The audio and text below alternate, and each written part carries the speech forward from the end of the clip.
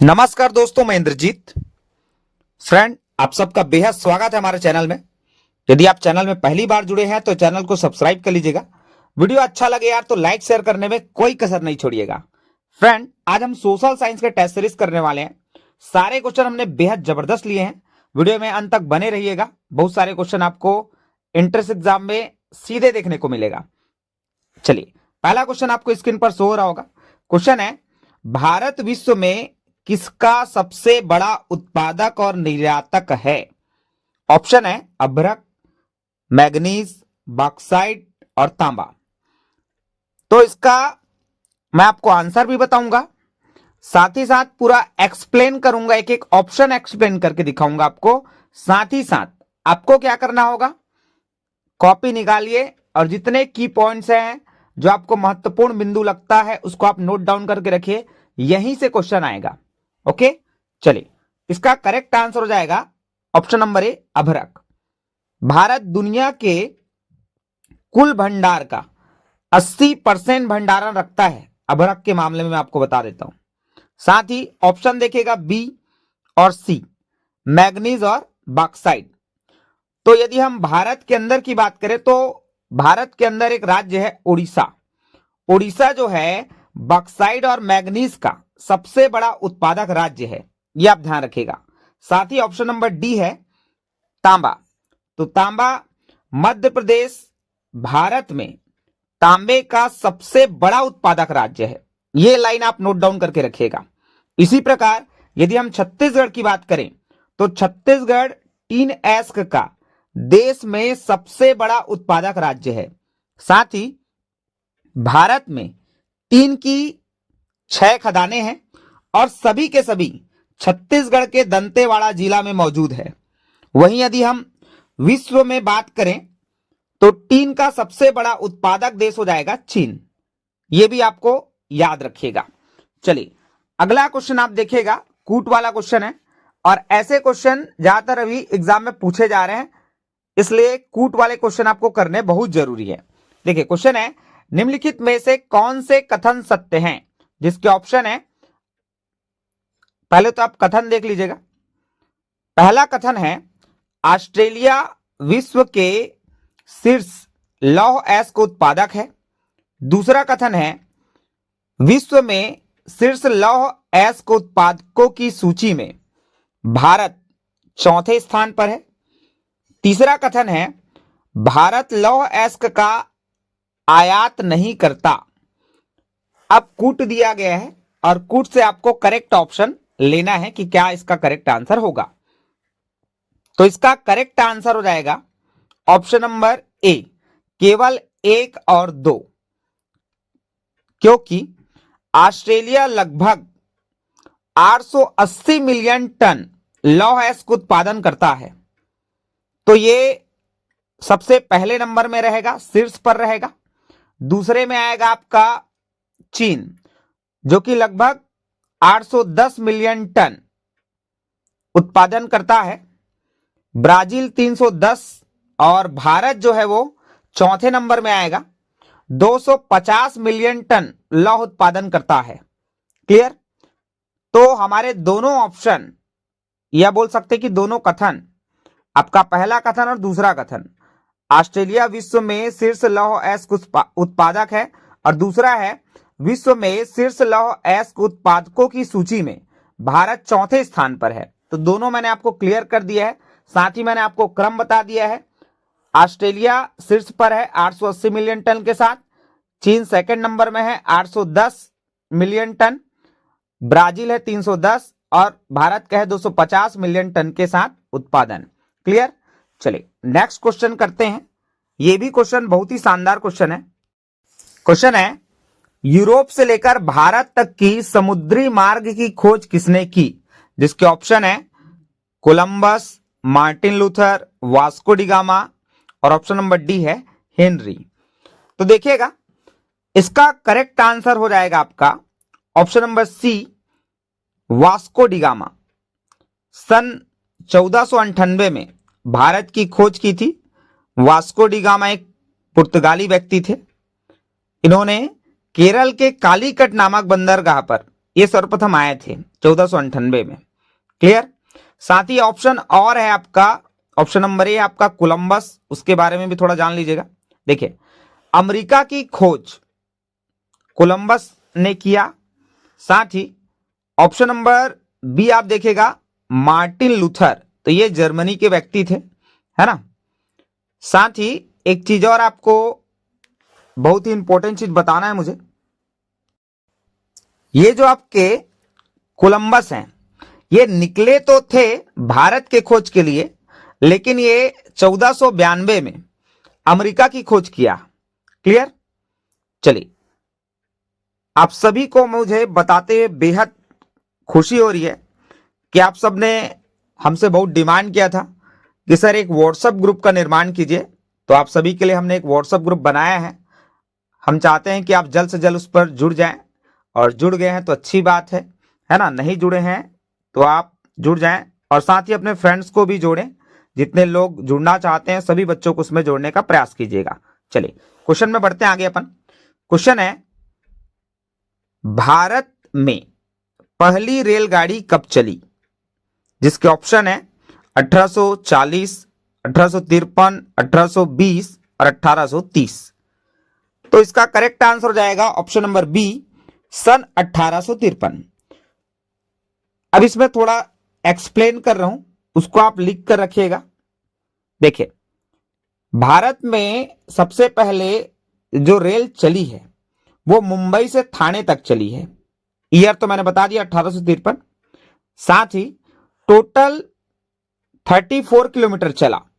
इस समय भारत के गवर्नर जनरल थे लॉर्ड डलहौजी, ये भी ध्यान रखिएगा। क्वेश्चन ऐसे ही पूछा जा रहा है आजकल एग्जाम में कि भाई भारत में पहली रेलगाड़ी चली, वो तो सब जानते हैं 1853 में चला है, लेकिन आजकल क्या पूछ रहे हैं क्वेश्चन कि उस समय गवर्नर कौन थे, तो आपको बताना है लॉर्ड डलहौजी।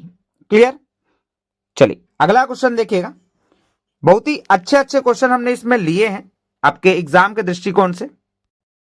क्वेश्चन है, वास्को डी गामा ने भारत पहुंचने के लिए समुद्री मार्ग की खोज किस सन में की थी? तो अभी अभी हमने देखा था इसके बारे में फुल एक्सप्लेन वीडियो। चलिए इसका करेक्ट आंसर हो जाएगा ऑप्शन नंबर ए, 1498। नेक्स्ट क्वेश्चन है, यह शानदार क्वेश्चन है, कई बार एग्जाम में पूछा गया है। बक्सर का युद्ध कब हुआ? जिसके ऑप्शन है सन 1800, 1850, 1764 और है आपका 1705। इसका करेक्ट आंसर हो जाएगा ऑप्शन नंबर सी, 1764। अब हम समझते हैं कि भैया बक्सर का जो युद्ध है वो किसके किसके बीच हुआ था। तो बक्सर का जो युद्ध है वो ब्रिटिश ईस्ट इंडिया कंपनी और बंगाल के नवाब मीर कासिम, शुजा-उद-दौला, अवध के नवाब और शाह आलम जो कि मुगल सम्राट थे, इनकी संयुक्त सेना के बीच ये युद्ध हुआ था। यह आप ध्यान रखिएगा। साथ ही अगला क्वेश्चन आपका बेहद शानदार क्वेश्चन है। क्वेश्चन है, संसद में रेगुलेटिंग एक्ट कब पास हुआ? जिसके ऑप्शन आप देख रहे हैं, इसका करेक्ट आंसर हो जाएगा ऑप्शन नंबर ए, 19 जून 1773। ब्रिटेन की संसद द्वारा भारत के लिए बनाया गया यह प्रथम कानून था। 1773 में ये जो आपका रेगुलेटिंग एक्ट है वो बना था और ये पास हुआ। क्लियर। चलिए आगे देखिएगा। पांडिचेरी नगर की स्थापना किसने की? जिसके ऑप्शन है जापानी, फ्रांसीसी, यूरोपियन और भारतीय। इसका करेक्ट आंसर है ऑप्शन नंबर बी, फ्रांसीसी। नेक्स्ट क्वेश्चन बेहद शानदार क्वेश्चन है, एग्जाम में आने के बहुत ज्यादा चांसेस है इसके। क्वेश्चन है, मानव अधिकार दिवस कब मनाया जाता है? जिसके ऑप्शन है 19 नवंबर, 14 नवंबर, 10 दिसंबर और 5 नवंबर। इसका करेक्ट आंसर हो जाएगा ऑप्शन नंबर सी, 10 दिसंबर मानव अधिकार दिवस। साथ ही ऑप्शन नंबर बी आपका 14 नवंबर। तो इस दिन हमारे प्रथम प्रधानमंत्री नेहरू जी के लिए जन्म दिवस के अवसर पर बाल दिवस 14 नवंबर फेमस है चिल्ड्रन डेज के नाम से, है ना। तो ये आपको ध्यान में रखना है। साथ ही जितने भी डेट्स वाले क्वेश्चन है उसके लिए हमने अलग वीडियो बना के रखा है, उस वीडियो को भी आप देख सकते हैं। वहां से हर साल एक नए क्वेश्चन आते ही हैं। क्लियर? चलिए अगला क्वेश्चन देखिएगा, चाइल्ड हेल्प लाइन नंबर क्या है? जिसके ऑप्शन आप देख रहे हैं, तो ये चाइल्ड मतलब समझते होंगे बच्चों के लिए हेल्प लाइन नंबर है ये, तो इसका करेक्ट आंसर हो जाएगा ऑप्शन नंबर बी है 1098। बट हम लोग छत्तीसगढ़ में रहते हैं और छत्तीसगढ़िया सबले बढ़िया, तो भैया छत्तीसगढ़ में 112 नंबर है। ये आपका ऐसा नंबर है जिसमें बोलते हैं कि एक के नंबर सबो बर, है ना, मतलब 112 जो नंबर है वो सबके लिए है, पुलिस हो चाहे दुर्घटना हो चाहे फायर हो, सबके लिए एक ही नंबर, क्योंकि बहुत सारे नंबर रहते हैं तो लोग कंफ्यूज रहते हैं कौन से नंबर में लगाएं, इसलिए छत्तीसगढ़ में सुविधा दी गई है 112 लगाइए, एक के नंबर सबो बर। ठीक है, चलिए अगला क्वेश्चन देखिएगा। क्वेश्चन है 14 नवंबर को मनाया जाता है, जिसके ऑप्शन है शिक्षक दिवस, बाल दिवस, स्वतंत्रता दिवस, गणतंत्र दिवस। इसका करेक्ट आंसर हो जाएगा ऑप्शन नंबर बी बाल दिवस, चूंकि अभी अभी हमने बाल दिवस के बारे में बात किया था। साथ ही ऑप्शन नंबर ए देखिएगा शिक्षक दिवस, तो ये तो आपका 5 सितंबर को मनाया जाता है। स्वतंत्रता दिवस प्रतिवर्ष आप 15 अगस्त को मनाते हैं, वहीं गणतंत्र दिवस प्रतिवर्ष आप 26 जनवरी को मनाते हैं। आप एक क्वेश्चन का मुझे कमेंट्स करके आंसर दीजिएगा कि संविधान दिवस कब मनाया जाता है, ये बहुत इंपॉर्टेंट क्वेश्चन है, संविधान दिवस। ठीक है, चलिए अगला क्वेश्चन देखते हैं। क्वेश्चन है संविधान में किसकी बात कही गई है? समानता का, असमानता, विभिन्नता, भेदभाव। इसका करेक्ट आंसर हो जाएगा ऑप्शन नंबर ए समानता। मौलिक अधिकार आप सभी जानते होंगे, संविधान में मौलिक अधिकार का भी वर्णन हुआ है। साथ ही समानता का अधिकार मौलिक अधिकार का ही पार्ट है। क्लियर?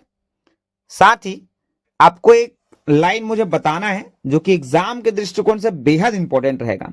देखिए, भारतीय संविधान विश्व का सबसे बड़ा लिखित संविधान है, ध्यान रखिएगा, जिसमें 395 अनुच्छेद है। ये लाइन अच्छे से याद रखिएगा। विश्व में सबसे बड़ा लिखित संविधान यदि आपको पूछता है तो आपको करेक्ट आंसर लेना है भारत, और 395 अनुच्छेद है, ये भी आप ध्यान रखिएगा। चलिए अगला क्वेश्चन देखते हैं। क्वेश्चन है शासन अपनी शक्तियों का गलत उपयोग ना कर पाए, इसके लिए किसकी व्यवस्था की गई है? मंदिर का, मस्जिद का, संविधान का, अस्पताल का। तो इसका करेक्ट आंसर हो जाएगा ऑप्शन नंबर सी संविधान। तो संविधान में न्यायपालिका का भी वर्णन है, उसमें बताया गया है कि हम नीचे से चलते हैं, सबसे पहले हमारा आता है जिला न्यायालय, फिर आता है हमारा उच्च न्यायालय, और उसके बाद आता है सर्वोच्च न्यायालय जो कि दिल्ली में है। ठीक है, तो ऐसे हमारा न्यायपालिका का स्तंभ है। चलिए अगला क्वेश्चन देखते हैं। किसने सरकार की मनमानी पर अंकुश लगाया है? ऑप्शन आप चेक करिएगा, करेक्ट आंसर हो जाएगा ऑप्शन नंबर ए न्यायालय। नेक्स्ट क्वेश्चन बहुत शानदार क्वेश्चन है, एग्जाम में पूछा जा सकता है आपको। क्वेश्चन है जलियांवाला बाग हत्याकांड में किसने गोलियां चलाई थी? जिसके ऑप्शन है नाथूराम गोडसे, जनरल डायर, और आपका 2 ऑप्शन और नीचे है ना। इसका करेक्ट आंसर हो जाएगा option number B general Dyer. Nathuram Godse को तो आप जानते हैं, महात्मा गांधी जी को जिन्होंने गोली मारी थी उसका नाम है नाथूराम गोडसे। क्लियर? एक क्वेश्चन मैं आपको दे रहा हूं, कमेंट्स में बताइएगा, जलियांवाला बाग किस राज्य में वर्तमान में स्थित है? चलिए नेक्स्ट क्वेश्चन देखिएगा। क्वेश्चन है गणतंत्र दिवस कब मनाया जाता है? जिसके ऑप्शन आपको दिखाई दे रहे हैं, इसका करेक्ट आंसर हो जाएगा ऑप्शन नंबर ए 26 जनवरी। इस दिन भारत का संविधान लागू हुआ था, इसलिए प्रतिवर्ष 26 जनवरी को गणतंत्र दिवस के रूप में मनाया जाता है। साथ ही ऑप्शन नंबर बी 15 अगस्त, तो इस दिन स्वतंत्रता दिवस मनाया जाता है, क्योंकि हमारा जो भारत है वो 15 अगस्त सन 1947 को आजाद हुआ था।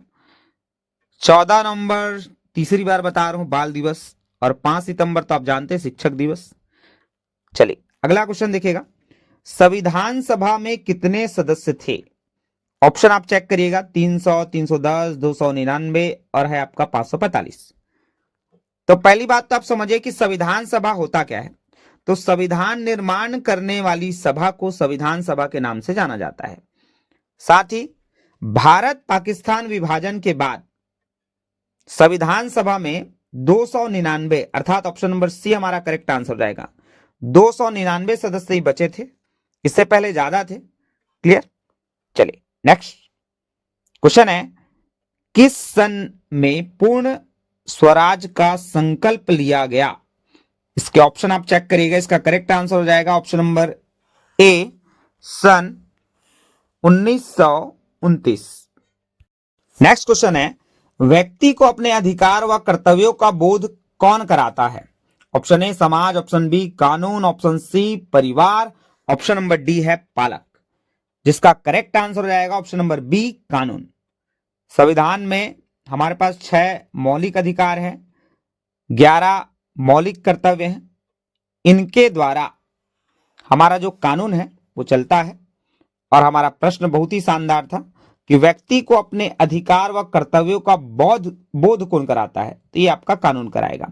चलिए आगे देखिएगा क्वेश्चन, कौन राष्ट्र को सशक्त एवं संगठित बनाती है? ऑप्शन चेक करिएगा, संविधान, कानून, राष्ट्रीय एकता, समाज। करेक्ट आंसर हो जाएगा ऑप्शन नंबर सी, राष्ट्रीय एकता। राष्ट्र को सशक्त एवं संगठित बनाती है। एकता में ही शक्ति है, एकता में ही बल है, एकता में ही विश्वास है, ऐसा हमारा धारणा है हम सभी भारतीयों का। चलिए अगला क्वेश्चन देखिएगा, क्वेश्चन है, शासन के किसी कार्य से नागरिकों के अधिकारों का हनन होता है तो कहां जाना चाहिए? ऑप्शन आप चेक करिएगा, न्यायालय के पास, पालक के पास, शिक्षक के पास, प्राचार्य के पास। करेक्ट आंसर हो जाएगा ऑप्शन नंबर ए, न्यायालय के पास।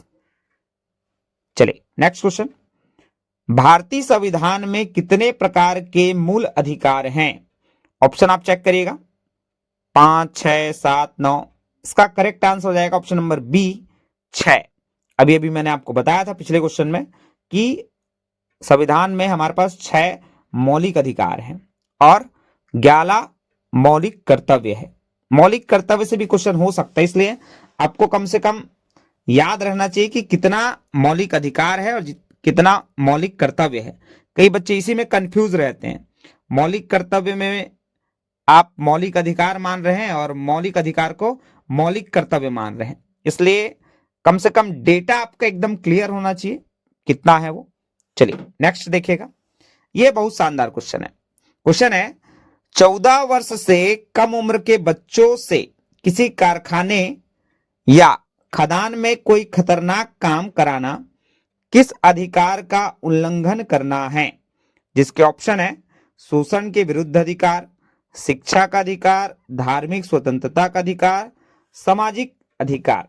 इसका करेक्ट आंसर हो जाएगा ऑप्शन नंबर ए, शोषण के विरुद्ध अधिकार। 14 वर्ष से कम उम्र के बच्चों को यदि आप काम कराते हैं तो बाल मजदूर कहलाता है और यह शोषण के विरुद्ध अधिकार का हनन है। इसलिए 14 वर्ष से कम उम्र के आयु के बच्चों को काम आपको नहीं कराना चाहिए। क्लियर। नेक्स्ट क्वेश्चन है, किन स्थलों का उपयोग हम समान रूप से कर सकते हैं? सार्वजनिक स्थल, निजी स्थल, न्यायालय, इनमें से कोई नहीं। करेक्ट आंसर हो जाएगा ऑप्शन नंबर ए, सार्वजनिक स्थल, जैसे तालाब हो गया, मंदिर हो गया आदि। चलिए नेक्स्ट क्वेश्चन है, ये भी अच्छा क्वेश्चन है, गरिमापूर्ण जीवन जीने का अधिकार किस अधिकार के अंतर्गत आता है? इसका करेक्ट आंसर हो जाएगा ऑप्शन नंबर सी, स्वतंत्रता का अधिकार। नेक्स्ट क्वेश्चन है, कोई भी व्यक्ति अपने धर्म का प्रचार प्रसार कर सकता है, यह किस अधिकार के अंतर्गत आता है? समानता का अधिकार, धार्मिक स्वतंत्रता, शोषण के विरुद्ध स्वतंत्रता का अधिकार। इसका करेक्ट आंसर हो जाएगा ऑप्शन नंबर बी, धार्मिक स्वतंत्रता का अधिकार। इसके द्वारा आप अपने धर्म का प्रचार प्रसार कर सकते हैं क्योंकि संविधान में धार्मिक स्वतंत्रता का अधिकार आपको दिया गया है। चलिए अगला क्वेश्चन देखिएगा, क्वेश्चन है, मौलिक अधिकारों का हनन होने पर हमें कहां जाने का अधिकार है? ऑप्शन है न्यायालय, विद्यालय, चिकित्सालय, सार्वजनिक स्थल। करेक्ट आंसर हो जाएगा ऑप्शन नंबर ए, न्यायालय। सीधे उच्च न्यायालय या उच्चतम न्यायालय आप जा सकते हैं, कहीं कोई दिक्कत नहीं है। जैसे भी आपको लगता है कि आपका मौलिक अधिकारों का हनन हो रहा है तो आप सीधे ही उच्च न्यायालय या उच्चतम न्यायालय जा सकते हैं। इस प्रकार सारे क्वेश्चन हमारे समाप्त हुए। आशा करते हैं आप सबको वीडियो बहुत अच्छा लगा होगा, और यदि अच्छा लगा हो तो आप और अपने फ्रेंड को शेयर करें। साथ ही हमने आपके लिए व्हाट्सएप ग्रुप का निर्माण किया है। व्हाट्सएप ग्रुप का लिंक डिस्क्रिप्शन में डाल दिए हैं, और आप चाहें तो आप हमें कमेंट्स कर सकते हैं, हम तुरंत आपको लिंक प्रोवाइड करेंगे, आप उससे जुड़िएगा। चलिए, thank you so much for listening and watching my video. मिलते हैं नेक्स्ट वीडियो पर।